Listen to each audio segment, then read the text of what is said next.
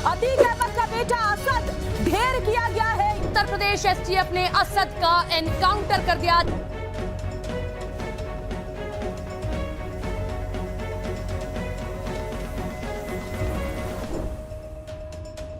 दोस्तों, अपराध जब हद के बाहर चला जाता है तो कानून के पास कड़ी कार्रवाई करने का अलग दबाव आ जाता है, जिसका रिजल्ट अंत में अपराधी के एनकाउंटर के रूप में मिलता है। जी हाँ, और यही हुआ अतीक अहमद के बेटे और 5 लाख के इनामी बदमाश असद अहमद के साथ, जिसे 49 दिनों की तलाश के बाद आखिरकार यूपी पुलिस की स्पेशल टास्क फोर्स ने एनकाउंटर में मार गिराया। असद के साथ ही साथ उसका सबसे खास शूटर मोहम्मद गुलाम को भी झांसी में मार गिराया। इस एनकाउंटर की शुरुआती जानकारी में ये बताया जा रहा है दोस्तों कि एसटीएफ की टीम को जब खबर मिली कि असद और उसका साथी गुलाम झांसी में मौजूद हैं, तो उन्होंने लीड को फॉलो करते हुए असद की घेराबंदी की, जिसके जवाब में जब पुलिस ने उसे सरेंडर करने के लिए कहा तो जवाब में गोलियां चलाई गईं। इसके बाद जब पुलिस ने अपनी तरफ से फायरिंग शुरू की तो उसमें असद और उसका शूटर गुलाम दोनों मारे गए। लेकिन इस कहानी के पैरेलल प्रयागराज में एक और कहानी चल रही थी, जहां सीजीएम कोर्ट में अतीक अहमद की पेशी की जा रही थी, जो कि राजू पाल और उमेश पाल हत्याकांड के सबसे बड़े मुजरिम के तौर पर इलाहाबाद की नैनी जेल में बंद है। जी हाँ, पुलिस अतीक अहमद को 14 दिन के रिमांड के लिए कोर्ट में पेशी के लिए गई थी और इस दौरान अतीक अहमद के साथ कोई वारदात ना हो जाए, इसके लिए पुलिस वाले बड़ी संख्या में कोर्ट के आसपास खड़े थे। लेकिन जैसे ही कोर्ट परिसर में अहमद असद के एनकाउंटर की खबर फैली, वैसे ही कोर्ट में मौजूद वकीलों ने नारेबाजी करना शुरू कर दिया। लेकिन जब ये खबर अतीक को पता लगी तो ऐसा बताया जा रहा है कि कोर्ट में ही वो रोने लगा और इस तरह से अतीक के आपराधिक जगत का बहुत बड़ा चैप्टर बंद हो गया। लेकिन आपको जानकर हैरानी होगी कि असद, जिसका एनकाउंटर किया गया है, कुछ महीने पहले तक वो लखनऊ की टॉप स्कूल में पढ़ने वाला एक ब्रिलियंट स्टूडेंट था और उसने इसी साल इंटरमीडिएट पूरा किया था, जिसके बाद वो आगे की पढ़ाई के लिए विदेश जाना चाहता था। लेकिन परिवार के आपराधिक इतिहास की वजह से उसका पासपोर्ट क्लियर ही नहीं हो सका और उसे फाइनली लखनऊ के एमिटी यूनिवर्सिटी में एडमिशन लेकर लॉ की पढ़ाई शुरू करनी पड़ी। अब ऐसे में इतनी कम उम्र का लड़का जो वकील बनना चाहता था, वो यूपी का सबसे बड़ा गैंगस्टर कैसे बन गया कि महज 1-2 महीने के अंदर ही उसके ऊपर 5 लाख रुपए का इनाम रखा गया। दोस्तों, असद के पिता और चाचा की गैर मौजूदगी में अतीक के 2 बड़े बेटे उमर और अली पिछले कुछ सालों से गिरोह चला रहे थे। उस समय असद पढ़ाई कर रहा था। पुलिस को शक था कि असद ने उमेश पाल की हत्या की योजना बनाने के लिए जेल से अतीक और अशरफ यानी कि अतीक के भाई से सलाह ली थी। खैर, अतीक का गैंग उसके 2 बड़े बेटे चला रहे थे, लेकिन साल 2018 में अतीक का सबसे बड़ा बेटा उमर सुर्खियों में आ गया, क्योंकि उस समय उमर ने लखनऊ में एक प्रॉपर्टी डीलर का अपहरण कर लिया था, जिससे रंगदारी वसूलने का कोई मामला था। आपको जानकर हैरानी होगी यहाँ पर कि उस वक्त अतीक अहमद यूपी की देवरिया जेल में बंद था और अपहरण करके उमर उस प्रॉपर्टी डीलर को देवरिया जेल ले गया था। इस बात से आप अंदाजा लगा सकते हैं दोस्तों कि अतीक उस समय भी जेल से ऑपरेट कर रहा था।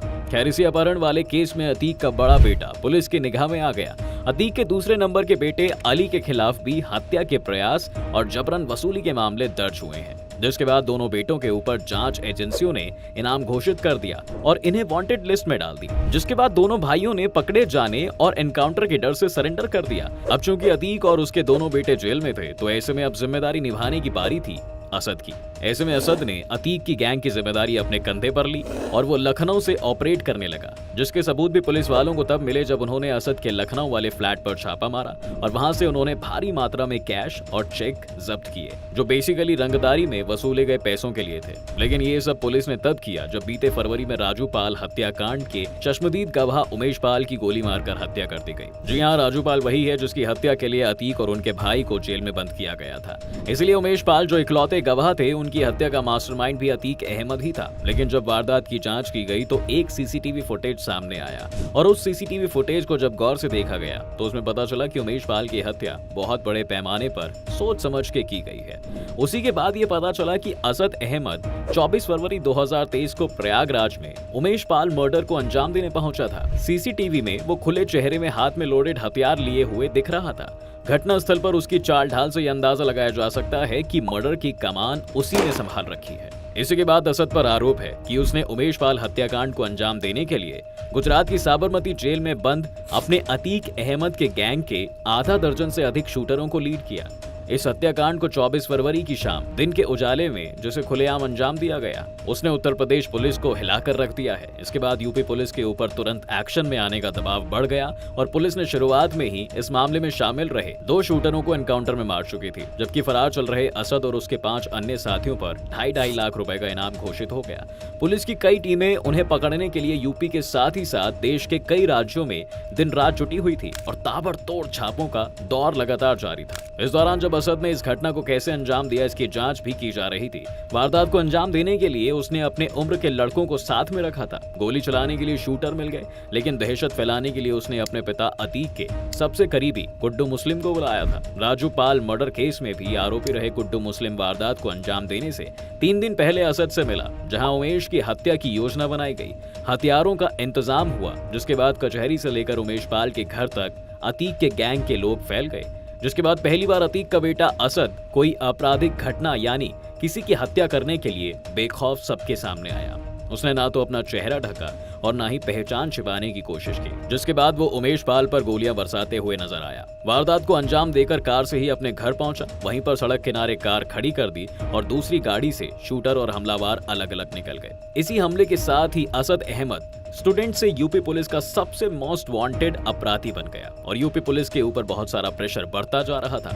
असद पर पुलिस की बहुत बारीक नजर बनी हुई थी और बताया जा रहा है दोस्तों कि कुछ दिनों तक वह दिल्ली के संगम विहार इलाके में आकर छुपा रहा था, जहां पर दिल्ली की स्पेशल टास्क फोर्स उसे पकड़ने ही वाली थी कि असद और उसके साथी गुलाम दोनों फरार हो गए और इसी फरारी के बाद वह दोनों झांसी पहुंचे होंगे, जहां पर पुलिस को असद के खिलाफ इंटेल मिली थी।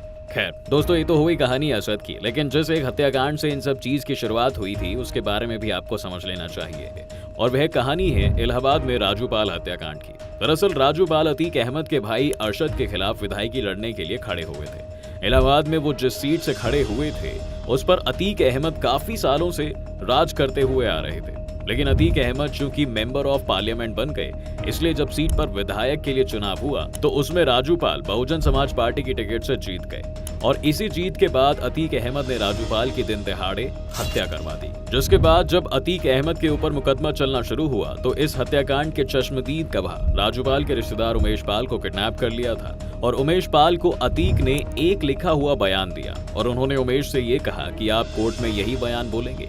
अपने परिवार और अपनी जान की खातिर उमेश पाल ने राजू पाल हत्याकांड में अतीक अहमद को बेकसूर बताया, जिसके कारण अतीक जेल से रिहा हो गया और यह मामला वहीं खत्म हो गया था। लेकिन कुछ सालों पहले उमेश पाल ने फिर से राजू पाल हत्याकांड के खिलाफ पुलिस में शिकायत दर्ज करवाई और उन्होंने अपनी किडनैपिंग की बात भी पुलिस को बताई, जिसके बाद अतीक अहमद को गिरफ्तार कर लिया गया और इसी सिलसिले में जब उमेश पाल एक दिन कोर्ट के बाद घर लौट रहे थे तो उनकी गोली मारकर हत्या कर दी गई। उनके साथ साथ उनके 2 गनर की भी हत्या कर दी गई थी।